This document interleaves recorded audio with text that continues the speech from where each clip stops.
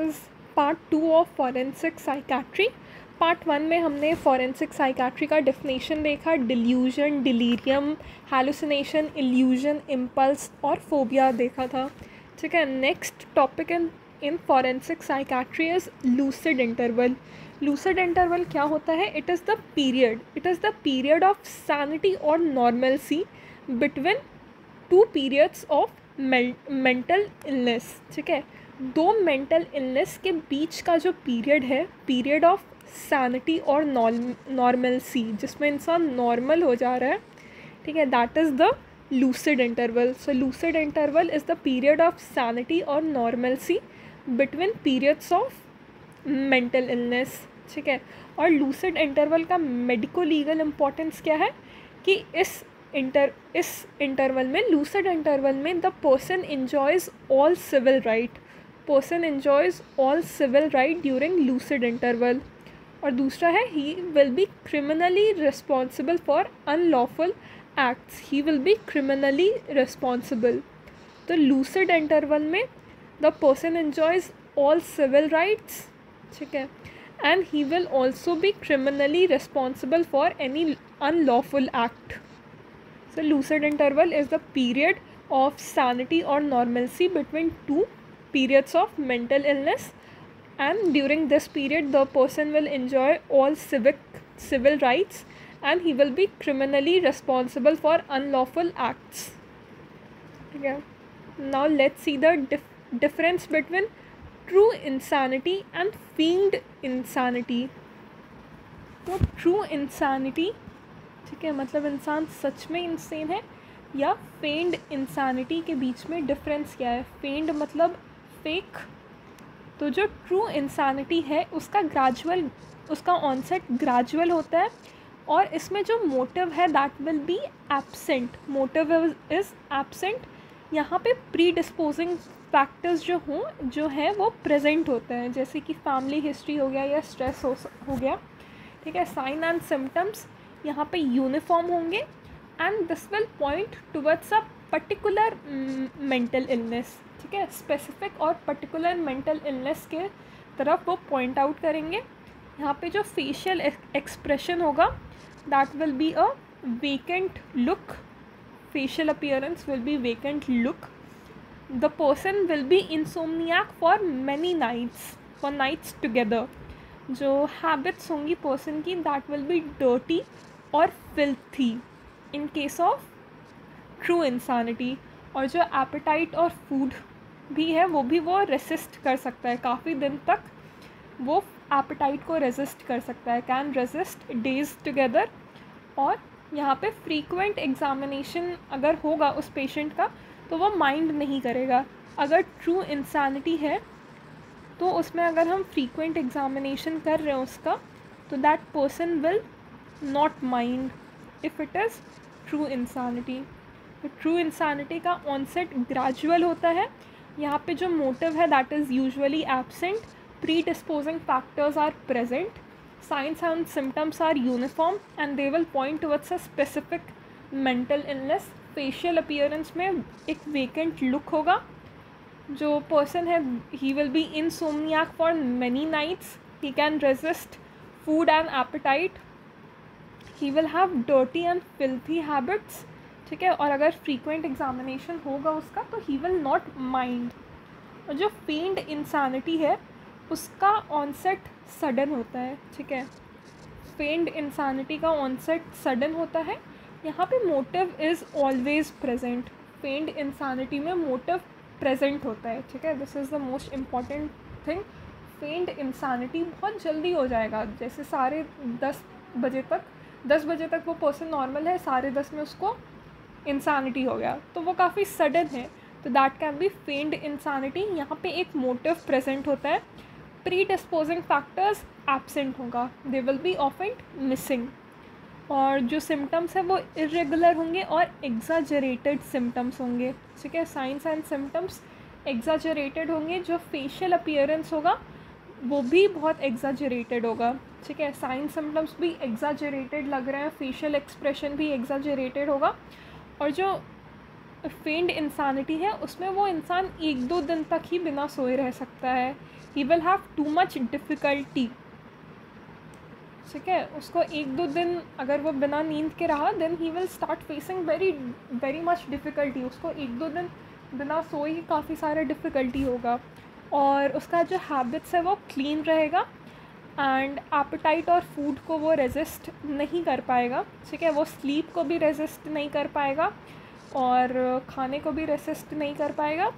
और अगर frequent examination है तो वो उस चीज़ को रिजेंट करेगा। He will not approve frequent examination. क्यों? Because he will have the fear of detection, ठीक है।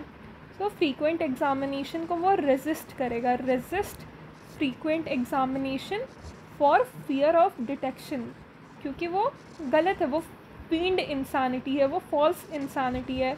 तो उसको लगेगा कि वो डिटेक्ट हो जाएगा, इसलिए he will always be afraid, इसलिए वो फ्रीक्वेंट एग्जामिनेशन के लिए नहीं मानेगा।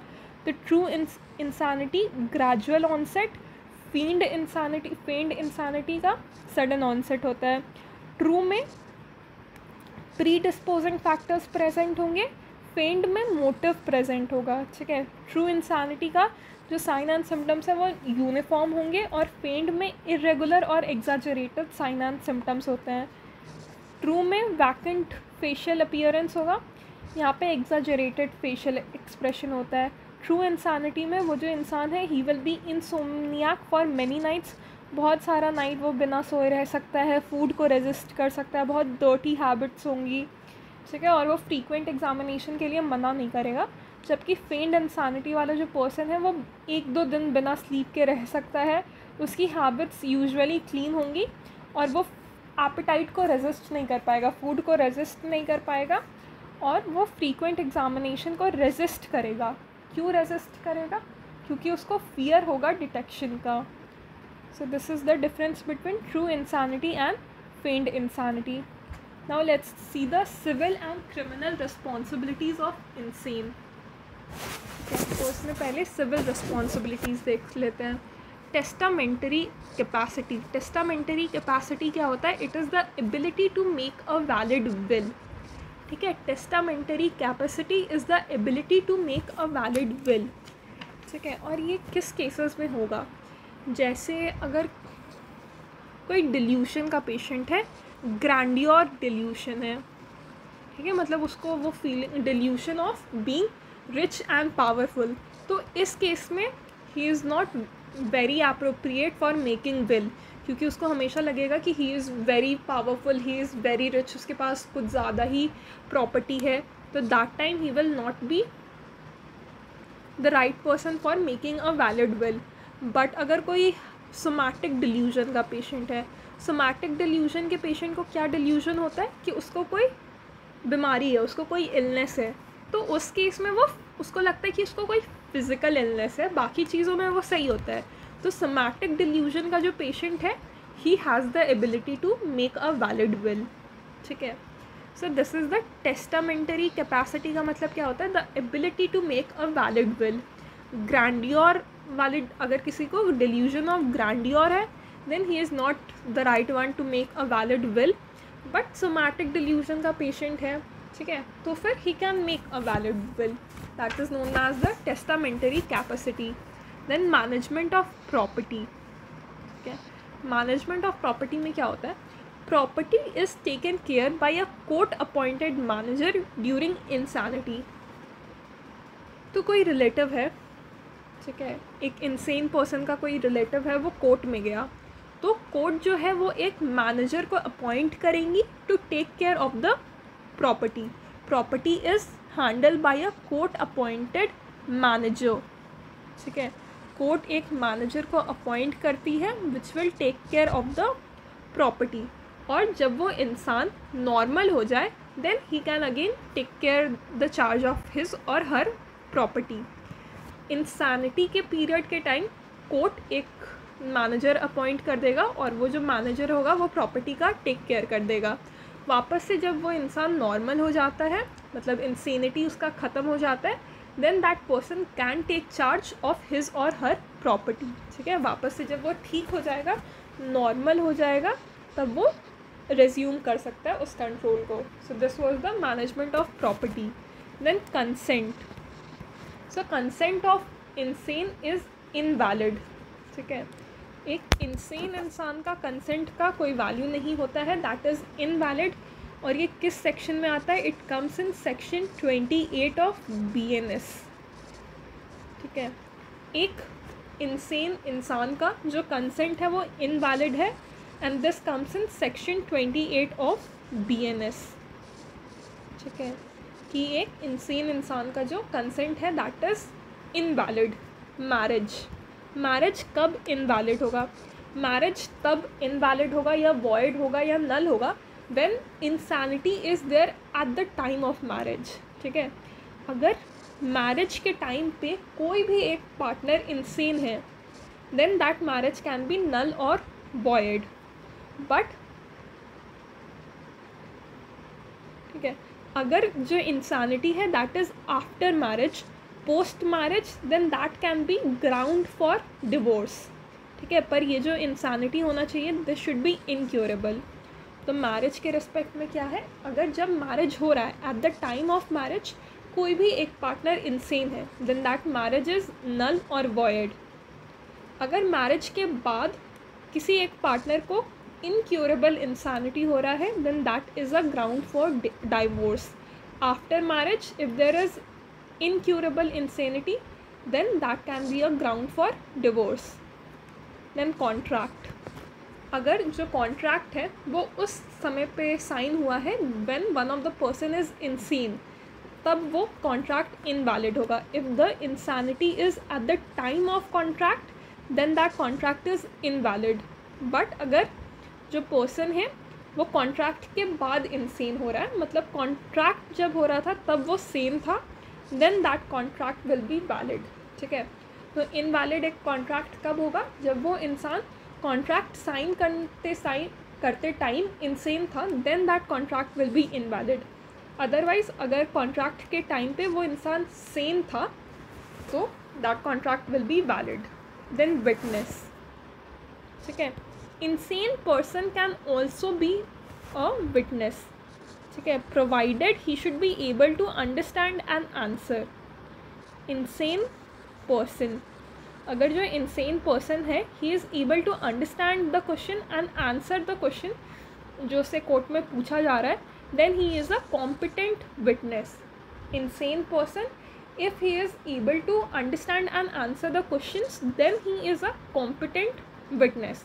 बट अगर जो इंसेन पर्सन है he is not able to understand the question, तब वो नॉन कॉम्पिटेंट होगा, ठीक है। वो जो इंसेन इंसान है वो कोर्ट में जो उससे क्वेश्चंस पूछे जा रहे हैं वो समझ नहीं पा रहा है, वो उन्हीं का आंसर नहीं कर पा रहा है, देन तो he will be non competent as a witness. But if he is able to understand the question and answer, then he is competent as a witness. तो this was the civil responsibilities, ठीक है। Civil responsibilities में testamentary capacity, management of property, consent, marriage, contract और witness देखा। Now criminal responsibilities, ठीक है। Criminal responsibilities में एक बहुत इम्पॉर्टेंट रूल है, मैकनॉथन रूल, ठीक है। McNaughton rule is also known as legal test of insanity और right wrong test. McNaughton rule का दूसरा नाम क्या है? राइट रॉन्ग टेस्ट या legal test of insanity. McNaughton test is the legal test of insanity, ठीक है। तो इसका हिस्ट्री क्या है कि मैकनॉथन जो था वो इंसेन पर्सन था। इसको हमेशा लगता था कि जो किंग है he is planning to kill him. इसको जो लगता था कि जो PM है दैट विल हार्म हिम, तो इसने क्या किया, इसने PM के सेक्रेटरी को मार दिया। इसको लगा कि जो सेक्रेटरी है वो PM है तो उसको मार दिया, but that was not actually the PM, he was the secretary. तो मैकनॉथन रूल हम लोग क्यों यूज़ करते हैं? To prove insanity, to prove defend on the basis of insanity. तो मैकनॉथन ने PM के सेक्रेटरी को मार दिया। उसके बाद कोर्ट में काफ़ी सारे चीज़ें इस्टेब्लिश हुई, उस समय ये रूल बना था। तो इस रूल के अकॉर्डिंग क्या है कि अगर जब वो क्राइम हो रहा है at the time of act, if there is a disease of mind in the criminal जिसके कारण he has lost his ability of reasoning. If there is a defect of reason due to a disease in the mind, जिसके कारण उस इंसान को ये नहीं पता है कि वो क्या कर रहा है, he does not know about the nature and quality of the act, ठीक है. या अगर उसको पता है कि वो क्या कर रहा है, तो अगर उसको ये नहीं पता कि वो जो कर रहा है वो गलत है, then he is not criminally responsible, ठीक है. मैकनॉथन रूल के अकॉर्डिंग अगर एक इंसेन इंसान कोई क्राइम कर रहा है, ठीक है, और वो जब क्राइम कर रहा है तो उसके दिमाग में कोई डिजीज़ है जिसके कारण he has lost his reasoning capabilities, और उसके कारण उसको पता ही नहीं है कि वो क्या कर रहा है. He does not know the nature and quality of the act, या if he knows the nature and quality of the act, उसको ये नहीं पता है कि वो कुछ गलत कर रहा है. अगर उसको ये नहीं पता है कि वो कुछ गलत कर रहा है, then he is not criminally responsible, ठीक है. तो मैकनॉथन rule is the legal defence on the grounds of insanity. अगर वो इंसान को इंसेन इंसान है तो उसको पता ही नहीं है कि वो कुछ गलत कर रहा है, उसने कोई क्राइम किया है बट उसको पता ही नहीं है कि वो क्या कर रहा है because of the disease in his mind, ठीक है, then that person is not criminally responsible. So this is the McNaughton rule, which is also known as right wrong test or the legal test of insanity. McNaughton rule is the legal test of insanity or the right wrong test, legal test of insanity or right wrong test, ठीक है. इसके according a person is not criminally responsible if at the time of the act he did not know the nature or quality of the act because there was a defect of reason due to a disease of the mind, yeah, if he did knew the reason and the nature and the quality of the act, then he did not know that it was wrong, then that insane person will not be criminally responsible, ठीक है. फिर ये section 22 of BNS में आता है, ठीक है. Section 22 of BNS is drafted based on the मैकनॉथन rule. Section 22 BNS जो है that is based on the मैकनॉथन rule. Section 22 क्या कहता है? Nothing is N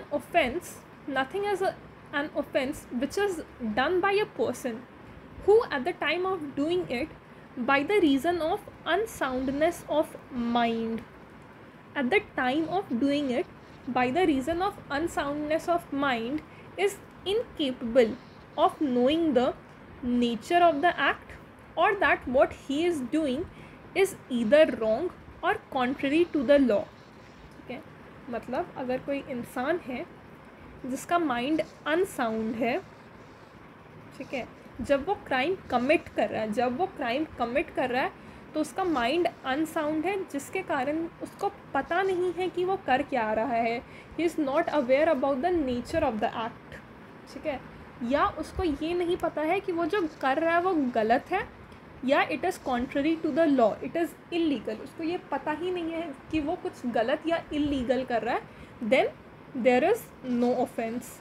nothing is an offence which is done by a person who at the time of doing it, ठीक है, जब वो crime कर रहा है तब उसका जो माइंड है वो अनसाउंड है and he is not capable of knowing the nature of the act. उसको यही नहीं पता है कि वो क्या कर रहा है, वो जो कर रहा है उसका नेचर क्या है, उसका क्वालिटी क्या है, या उसको ये नहीं पता कि वो जो कर रहा है वो गलत है या that is not according to the law. अगर उसको यही चीज़ नहीं पता then it is not an offence, ठीक है. ये किस में आता है? Section 22 of BNS and it is based on the मैकनॉथन rule. एक दूसरा रूल है Durham's rule which was in year 1954, ठीक है. डुरहम्स रूल के according an unaccused person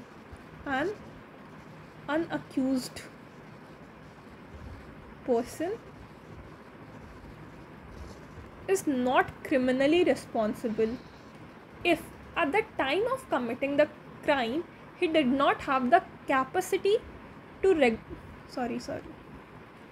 So Durham's rule के according an unaccused person is not criminally responsible if his unlawful act is the product of mental disease और mental defect.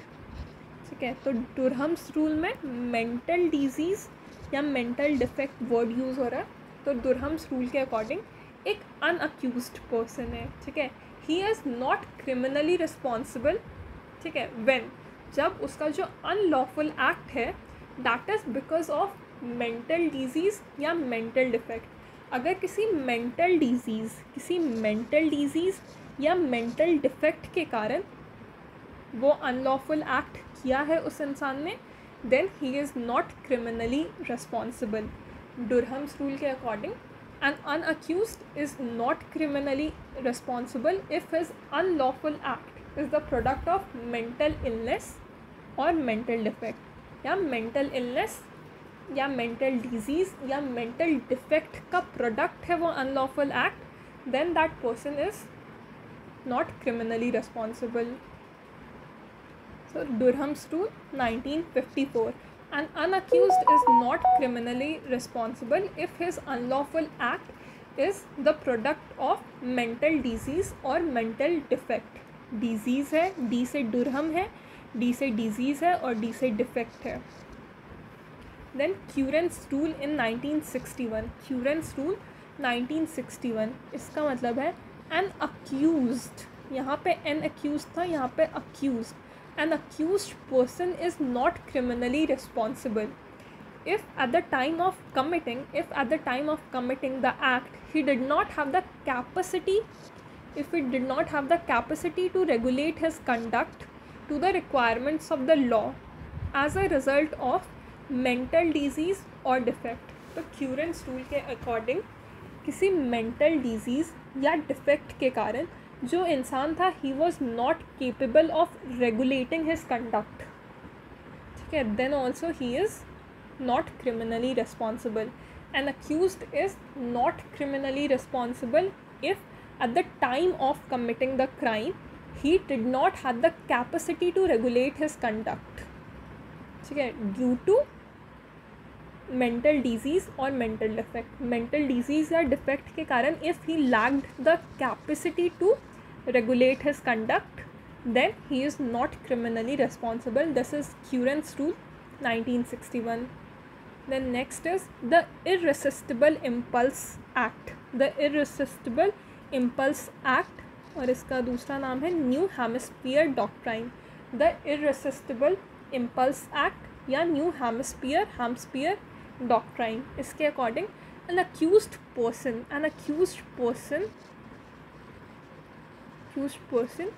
is not criminally responsible even if he knows the nature and quality of the act and knows that it is wrong.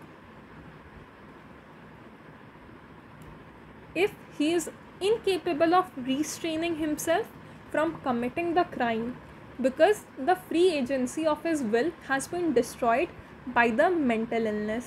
ठीक है, तो यहाँ पे भी वही unable to restrain himself वाला चीज़ है. ठीक है, तो इररेसिस्टिबल इम्पल्स टेस्ट या न्यू हैम्पशायर डॉक्ट्राइन के अकॉर्डिंग अगर जो इंसान है उसको पता है कि वो जो चीज़ कर रहा है वो गलत है, उसको पता है कि वो क्या कर रहा है और उसको ये भी पता है कि वो गलत कर रहा है. If he knew that the act was wrong, मतलब the person knows the nature and the quality of his act and he knows that it is wrong. But then also if he is incapable of restraining himself from committing the act, and this will be because of a mental illness. किसी भी mental illness के कारण उसको ये पता है कि वो जो चीज़ कर रहा है वो गलत है, बट mental illness के कारण अगर वो अपने आप को रोक नहीं पा रहा है, then also he is not criminally responsible. और ये आता है द Irresistible Impulse Act या न्यू हैम्पशायर डॉक्ट्राइन में. द इररेसिस्टिबल इम्पल्स एक्ट या न्यू हैम्पशायर डॉक्ट्राइन के अकॉर्डिंग अगर जो अक्यूज्ड पर्सन है उसको पता था कि वो क्या कर रहा है, he was knowing the nature of his act and he was knowing that it is wrong, but because of the mental illness he was incapable of restraining himself, then he is not criminally responsible. This is the New Hampshire Doctrine or the Irresistible Impulse Act.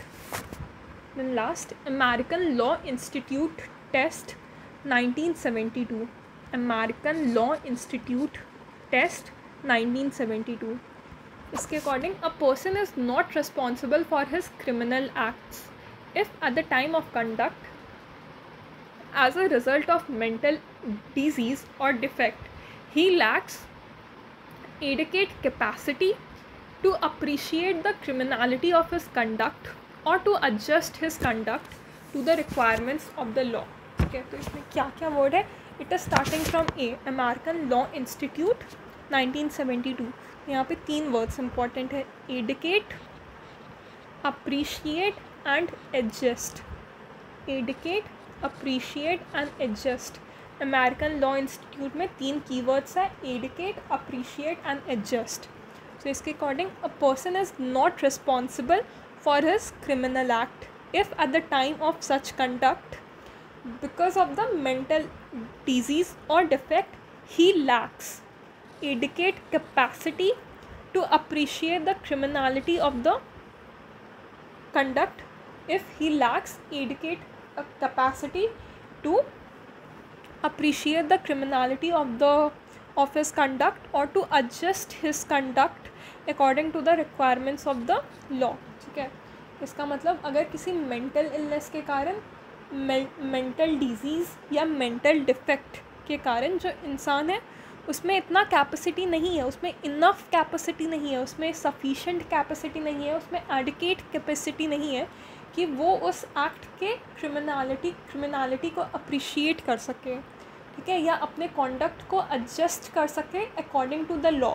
अगर उसमें ये capability ही नहीं है because of a mental disease और defect, then also he is not responsible for his criminal acts. ठीक है, तो American law institute 1972, 3 important word appreciate, adjust and adequate. ठीक है, तो कौन कौन से रूल है? सबसे पहले तो मैकनॉथन रूल समझ लिया हमने. मैकनॉथन रूल वही है, it is also known as legal test of insanity और right wrong test. It is to establish defence on the grounds of insanity.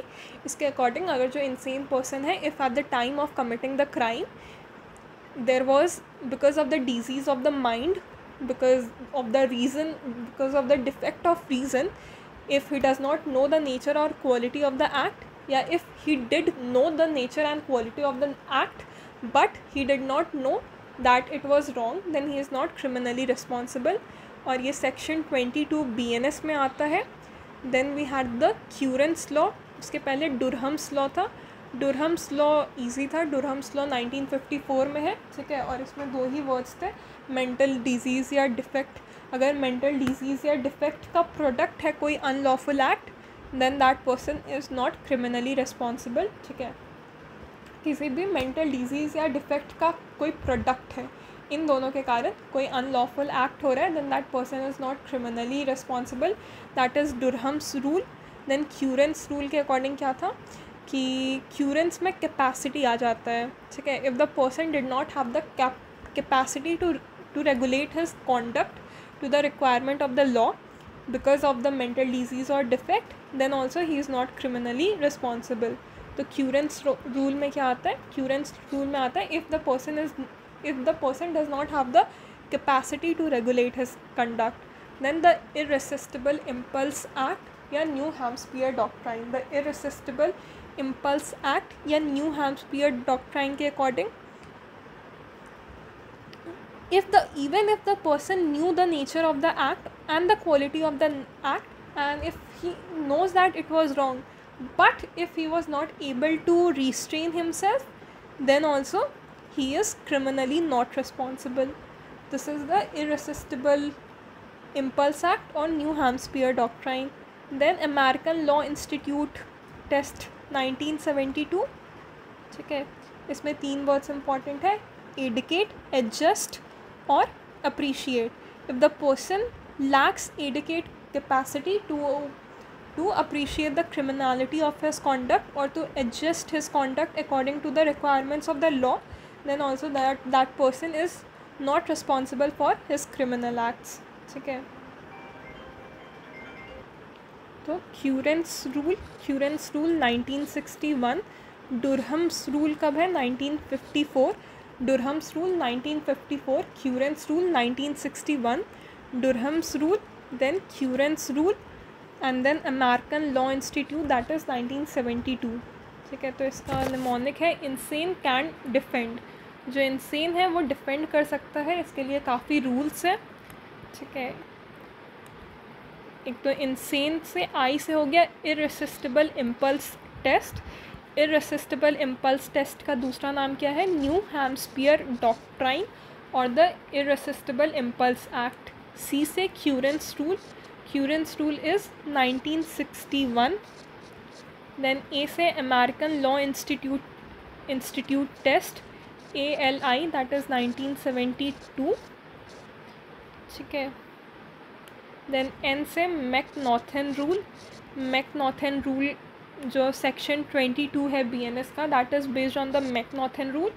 And D से वी हैव डुरहम्स रूल 1951. ठीक है, इसका एक एग्जांपल देते हैं. Case example where plea of insanity was rejected. ठीक है, तो एक अक्यूज्ड था जो कि सीजोफ्रेनिक था. ठीक है, द अक्यूज्ड वॉज सीनोफ्रेनिक, और सीजोफ्रेनिया के लिए उसको पहले ट्रीट भी किया गया है, फिर वो ठीक भी हो गया. ठीक है, ट्रीटमेंट चला सीजोफ्रेनिया का, फिर वो ठीक भी हो गया. And then that accused stabbed a 1.5-year-old child who died and injured 2 others.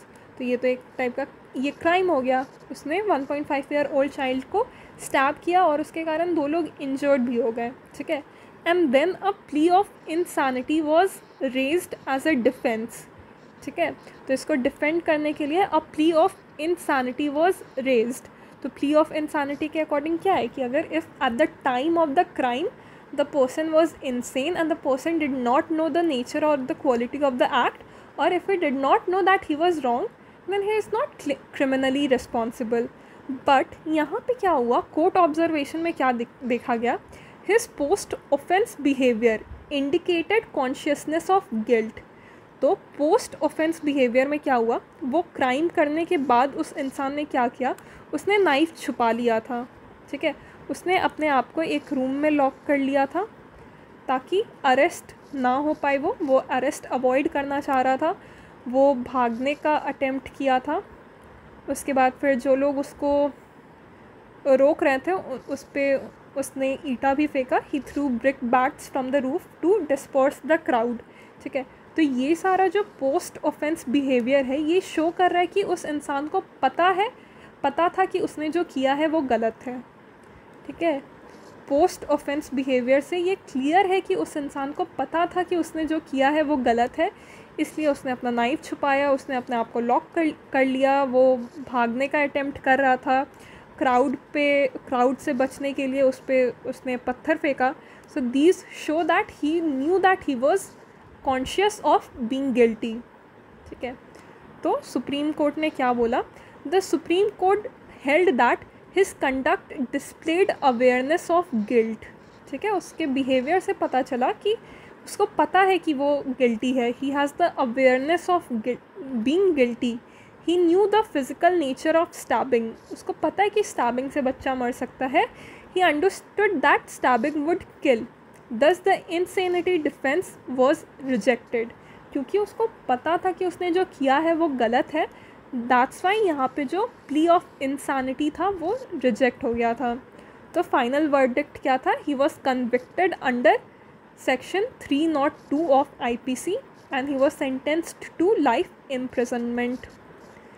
ठीक है, so this was a case जहाँ पे plea of insanity was rejected.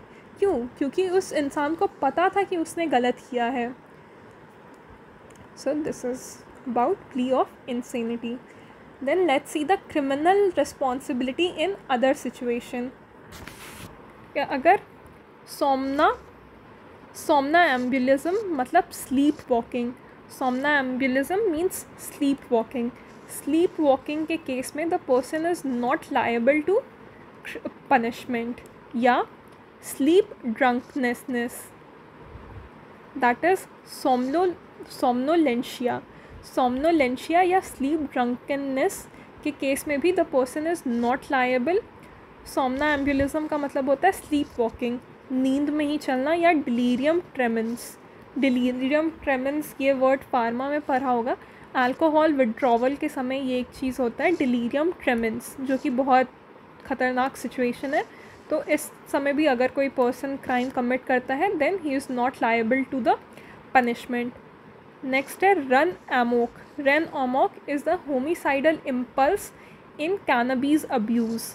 ठीक है, तो इस केस में भी he is not liable to punishment. Somnambulism का मतलब क्या है? सोमनाम्बुलिज्म का मतलब sleep walking. Then somnolentia that is sleep drunkenness, delirium tremens जो कि अल्कोहल विड्रॉवल में दिखता है। रन एमोक का मतलब क्या है? Homicidal impulse in cannabis abuse. तो इन 4 केसेस में भी the person is not liable to the punishment. ठीक है, तो सोमनाम्बुलिज्म का मतलब sleep walking. Then somnolentia. Somnolentia का मतलब it is a state of drowsiness या स्लीपीनेस। ठीक है, स्टेट ऑफ ड्राउजीनेस या स्लीपीनेस ये कंडीशन है जहाँ पे जो इंसान है वो पार्शियली अवेक है। इंसान is partially awake and may behave abnormally due to incomplete arousal from sleep. अगर उसका नींद पूरा नहीं हुआ है दैट, ठीक है, जिसके कारण he is in a state of drowsiness और sleepiness that is sleep drunkenness और सोमनोलेंशिया, डिलीरियम ट्रेमेंस या run amok. Run amok is the homicidal impulse in cannabis abuse. तो इन 4 केसेस में the person is not liable. But kleptomania और hypnosis के case में the person is liable. Kleptomania और hypnosis के केस में the person is liable to the punishment. He is criminally responsible. अगर क्लेप्टोमेनिया के केस में या हिप्नोसिस के केस में उसने क्राइम किया है then he will be criminally responsible. When will he not be liable? Sleep walking में that is somnambulism, somnolentia that is sleep drunkenness, delirium tremens या रन एमोक के केस में he will not be liable.